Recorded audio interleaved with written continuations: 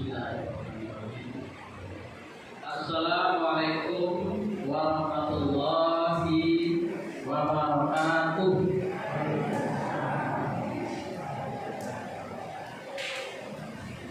Innal hamdalillah nahmaduhu wa nasta'inuhu wa nastaghfiruh wa na'udzu billahi min shururi anfusina wa min sayyiati a'malina.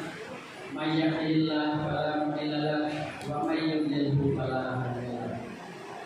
Asyhadu an la ilaha illallah wahdahu la syarika lahu wa asyhadu anna Muhammadan abduhu wa rasuluhu sallallahu alaihi wasallam la nabiyya ba'da. Qala Allah ta'ala fi Qur'anil Karim, a'udzu billahi minasyaitonir rajim. Bismillahirrahmanirrahim. Wa minal laili fatahajjar bihi nafilatan laka asa ayyatan syaka rabbuka maqama mahmuda. Alhamdulillah kita puji nama Allah Subhanahu wa taala, bersyukur kita kepada Allah karena Allah telah Allah sampaikan kita di malam yang di puasa yang ke-10 ya, kalau yang pada hari Kamis ya, atau puasa yang ke-11. Kita selalu berdoa sejak bulan Rajab kapan akan disampaikan di bulan Ramadan. Alhamdulillah sudah 10 Ramadan kita disampaikan. Bersyukur kepada Allah atas berkat nama Allah kita diberikan kesehatan, sehat wal afiat. Sehat Bapak Ibu ya. Jadi kita sehat wal afiat. Kalau sekedar sehat ya sehat, tidak mengikuti apa yang dianjurkan Allah, maka sering kita ucapkan sehat wal afiat. Kita sehat dan juga menjalankan perintah Allah dengan kesehatan kita. Kemudian salawat beserta salam tidak lupa kita sampaikan kepada Nabi kita Nabi besar Muhammad sallallahu alaihi wasallam. Allahumma shalli ala sayyidina Muhammad wa ala ali sayyidina Muhammad. Ya sama-sama kita hormati Bapak Ibu pengurus beserta jajarannya, terutama Bapak Ibrahim Tom, saya kebetulan baru dari dinas namanya.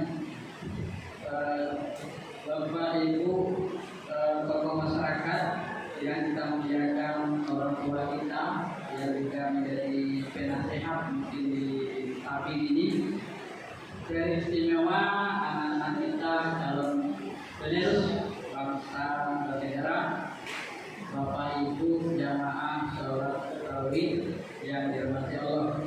Insya Allah dalam 20 menit ke depan lebih kurang sesuai dengan judul yang disediakan oleh pengurus, yaitu utamaan sholat alam. Adapun landasan ayatnya sudah kita bacakan tadi, surah yang ayat ke-9, surah ke-17 ayat 79, yang artinya dan pada sebagian malam lakukanlah sholat tahajud sebagai ibadah tambahan bagimu. Mudah-mudahan Tuhanmu mengangkatmu di tempat yang tertinggi. Bapak Ibu yang dirahmati Allah, kita sebenarnya harus mengevaluasi, termasuk pada puasa di bulan Ramadan. Apa hakikatnya? Apa hakikat dari ibadah yang diperintahkan Allah? Semuanya bukan hanya bahasa-bahasa normatif. Kalau kita lihat keutamaan menurut para ulama, ada 4 ulama yang kita kutip ya. Menurut Imam Al-Ghazali, sholat malam ya, sebenarnya lebih kepada tahajud dalam ayat surat Al-Isra. Tapi sholat tarawih juga dibagian dari sholat malam ya. Menurut Imam Al-Ghazali, sholat malam itu sarana mendekatkan diri kepada Allah dan memperbaiki hati. Jadi diri kita ini Bapak Ibu ada diri yang lahir, diri yang batin. Hati ini sudah juga termasuk diri yang batin. Kebetulan kita juga yang manakan ada klinik Bapak Ibu. Klinik Ibu Nawawi namanya. kebanyakan penyakit itu penyakit degeneratif, penurunan fungsi organ itu bukan diakibatkan ternyata oleh penyakit batin. Ada pasien kita Bapak Ibu sudah 20 tahun berobat, nggak tahu lagi diagnosanya tidak ada. Nah, maka dalam hal ini kita juga terapi ruqyah itu salah satu ruqyah yang kita programkan itu namanya tazkiyatun nafs, tazkiyah jiwa. Bukan sekedar membacakan ayat ya, bacakan ayat terus selesai keluar dinnya dari itu. Jadi pada tazkiyatun nafs salah satu amalan yang dilakukan adalah sholat malam.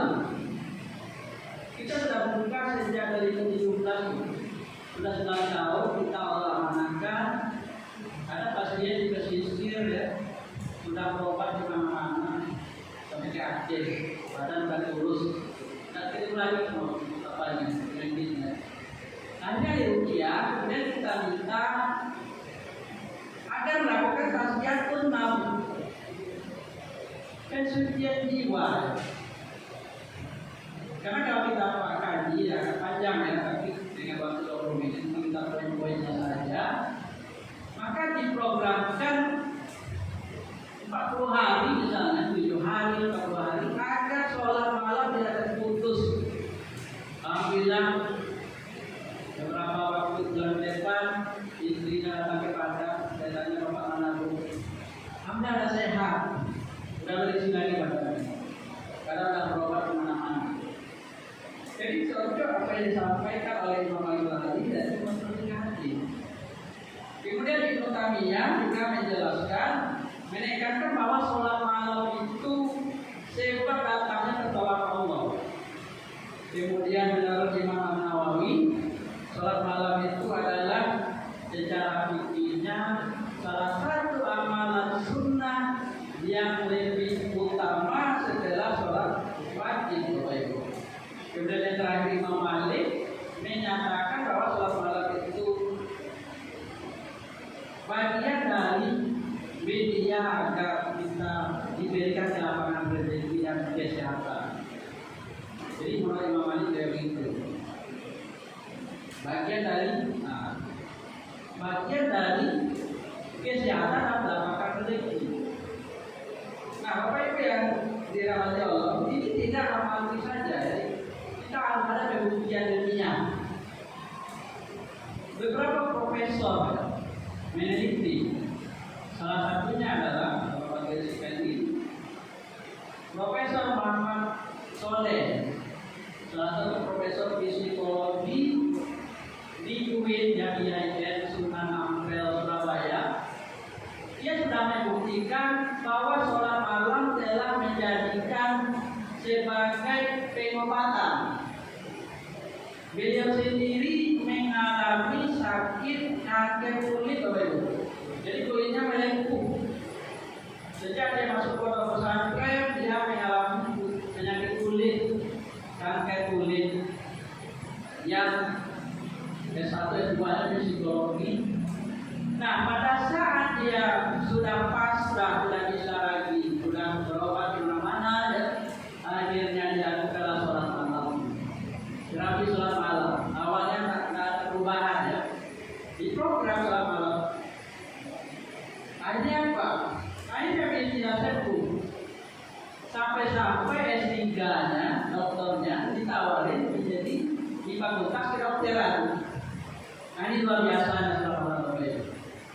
Jadi sebenarnya sholat malam itu kalau dari hadisnya, tahajud itu adalah bagian dari amalan orang-orang soleh terdahulu. Orang puasa itu awalun yang sudah dijamin di surga, surah Al-Baqarah 100. Puasa itu awalun namun hadirin wa asori walasna awalun bilisan. Radhiyallahu anhu wa dalam jannah terjadi tatahaban hamilin apiha abada dari kabupaten. Orang yang terdahulu setelah masuk Islam dan di kalangan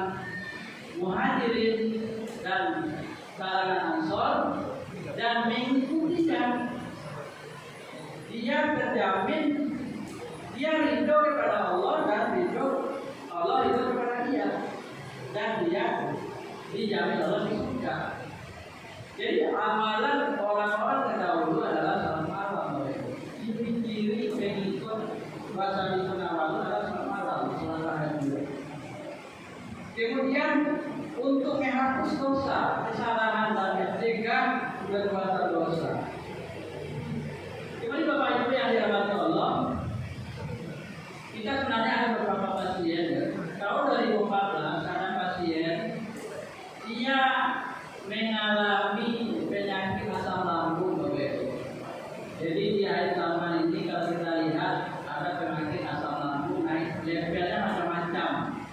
Ada mah, asam lambung, naik lagi levelnya GERD.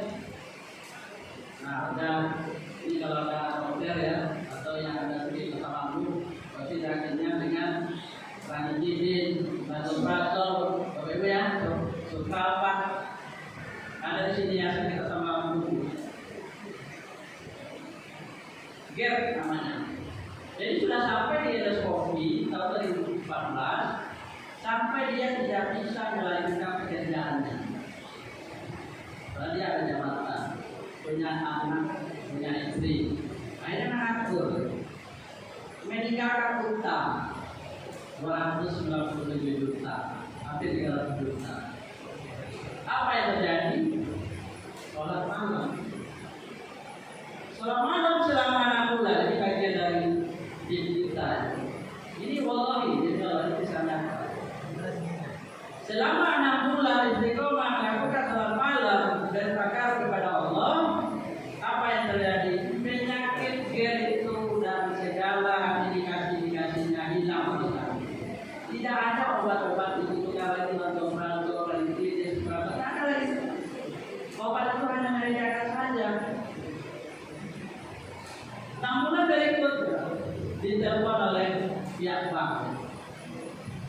Kredit 300 juta, tinggal sita tanah, sertifikat mana?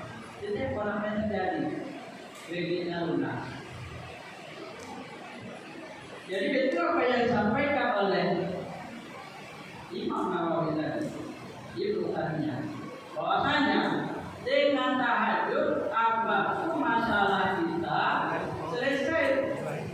Tidak mungkin pakai akal, melebihi akal. Kalau Bapak Ibu PNS ya punya utang 300 juta, berapa tahun bisa lunasi? Ini 6 bulan Bapak Ibu lunas di Allah. Itu apa tolak Allah yang kawannya? Banyak kan sebenarnya kisah-kisah. Mereka medis kita itu sudah 3.000 orang. Ada dari sisir, dokter malah. Padahal dia dokter. Ya tetap ya, itu kira-kiranya kita bisa pakai. Bapak Ibu yang dirahmati Allah, begitulah ilmiahnya sholat malam. Terakhir, kalau kita lihat sejarah, ternyata ada pahlawan Sultan Muhammad Al-Fatih di umur 21 tahun dia sudah memimpin perang. 8 tahun kerajaan Bizantium di Konstantinopel tidak bisa ya. 800 tahun berbeda. Selama 800 tahun Konstantinopel Bizantium di Eropa terkuasa. Tidak ada yang bisa menaklukkan. Maka Muhammad Al-Fatih dia bisa menembus pertahanan Konstantinopel dengan cara yang tidak masuk akal. Karena di laut benteng Bizantium dikasih rantai yang besar. Maka tahu tidak akan bisa yang menembus. Maka Sultan Muhammad Al-Fatih bukan yang baru setahun. Dia pakai cara yang tidak lazim.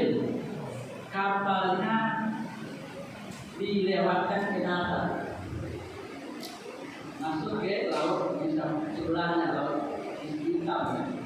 Jadi kapalnya diseberangkan ke darat selama 53 hari, akhirnya menang.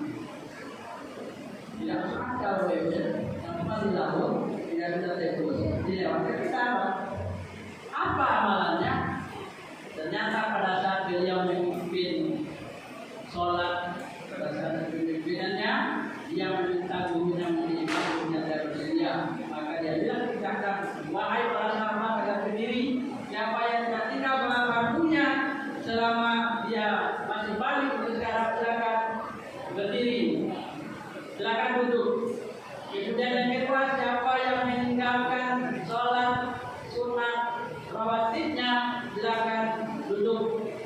Kemudian yang terakhir, tinggal separuh, siapa yang tidak pernah meninggalkan sholat tahajudnya silakan duduk. Ternyata semua sahabat duduk kecuali satu sunat rawatib.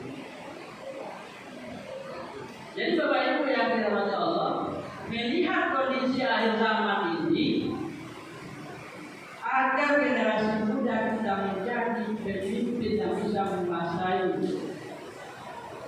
dengan adil, seperti sudah menepati, maka mari kita galakkan sholat malam ini. Karena ini caranya. Sholat malam merupakan media apa-apa yang tidak mungkin menurut akal mungkin bagi Allah. Dan ini sudah terbukti di Sultan Muhammad. Tidak jauh-jauh terakhir di Indonesia, Presiden Indonesia yang ketiga, Profesor Habibie. Kenapa Ibu ya? Habibie ya. Beliau menemukan teknologi untuk pesawat namanya Habibie Factor. Ilmuwan di seluruh dunia sudah katakan bahwa ada suatu kondisi pesawat terbang itu di tahun 1960 ke bawah. Pesawat terbang itu ada kondisi dia rentaknya selera pun nanti karena ada tekanan bisa crash ya. Ilmuwan dunia sudah katakan.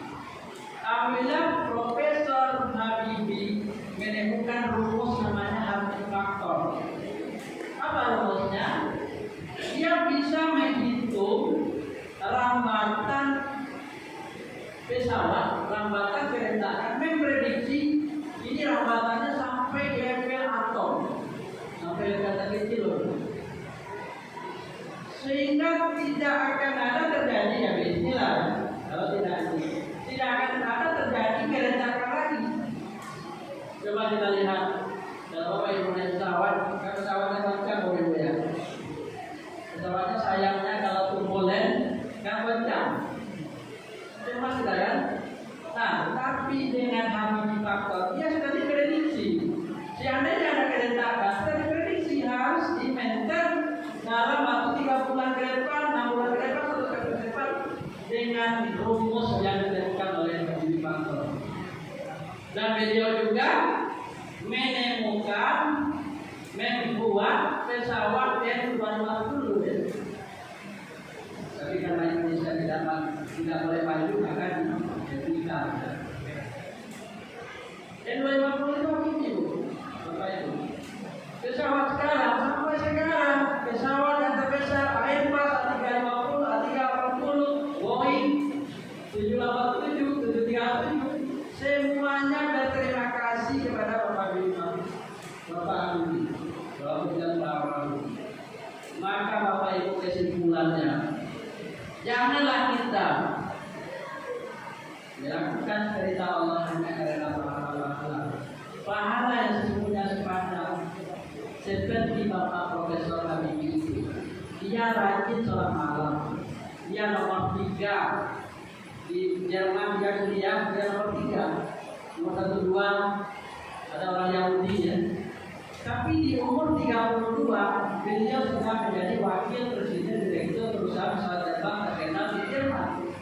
Di umur 32 karena dia rajin sholat malam, rajin baca Al-Quran di tengah malam.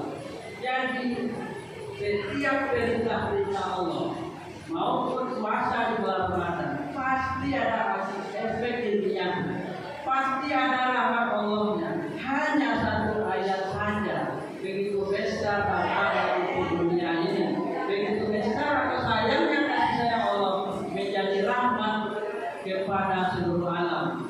kita terbang dengan aman, kita bisa sehat.